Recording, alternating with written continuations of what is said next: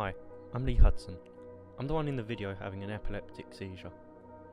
I suffer with generalised idiopathic epilepsy, with photosensitivity, which is the most common kind of epilepsy. I'm here to raise awareness for epileptics, and show that this is not the only kind of epilepsy, which is a common misconception. I'll also be going over the effects it has on those of us who suffer with it and those around us.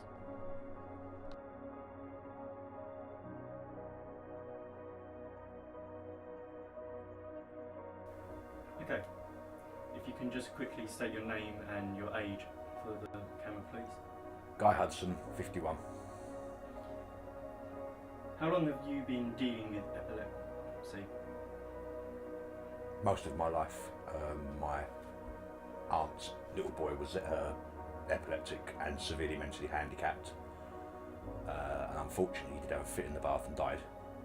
So I was 12 then, he was 5, so since I was about 8 or 9 years old. How has caring for me as an epileptic changed your life? In the most positive way possible. I am restricted as to the fact that I have to have a phone with me all the time in case you have had a seizure, and sometimes I have to come and attend a hospital. I've had to leave a match before now to come back to deal with an epileptic. So, you know, it's not the end of the world, but I just have to think about where I am and ensure someone's in place. How long have I had epilepsy?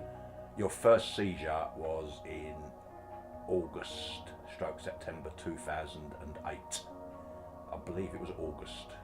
We were in America, and your aunt came out and said he's having a fit, and then we got you back into. It was about the end of September we finally got you into King's College and got you diagnosed. What, from the top of your head, has been the worst seizure you've seen? Your mum. She had 103 fits in 4 days. Literally was just fitting just before she gave birth to Scott. She was in and out of seizures for the best part of 4 days, to the point that they brought Scott into the world a month before he was meant to be coming. The thing about being epileptic is you don't get used to it. The waking up in an ambulance, finding that you can taste blood. The being scared to go out in case you have another seizure. Even getting the bus is dangerous, due to a strobe effect that can happen if the sun is shining through the trees. But there are many things that can trigger seizures. We are now going to hear from some other epileptics about their triggers and some of their stories. Maria Hudson. I've got 49 this year. Okay. First of all, how long have you suffered with epilepsy? Since I was about 12. And how did it all start off? Did you just collapse and have a seizure one day, or did you have any warnings? No, it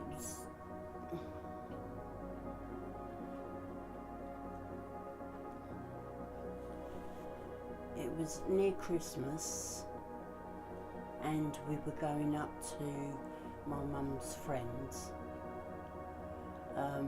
because at Christmas they used to get big bottles of fizzy drinks for the kids.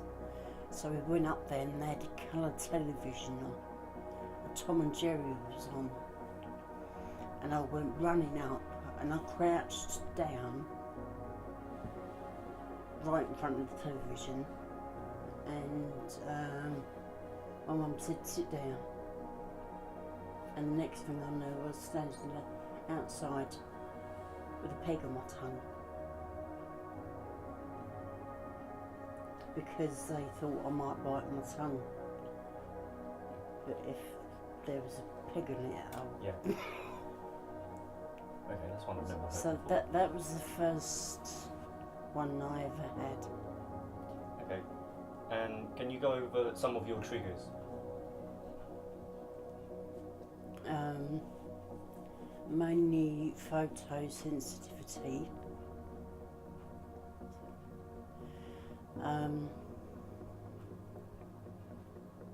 stress, lack of food, lack of sleep, Britvic orange. I can eat an orange, but I can't drink Britvic orange juice.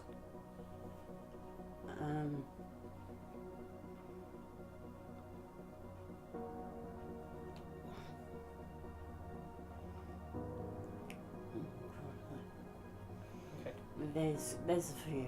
There's quite a few.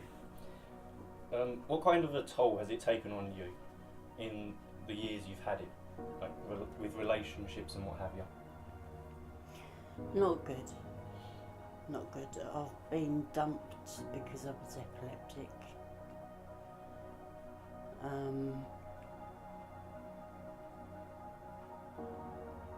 Somebody didn't want to stay with me because they didn't want to be a carer for the rest of their lives.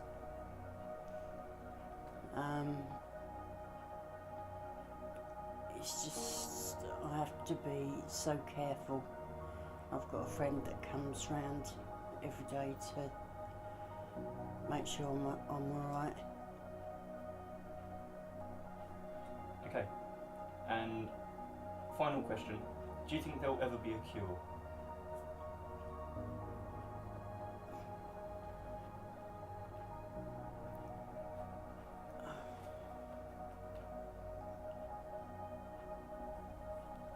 Maybe in a long while, but I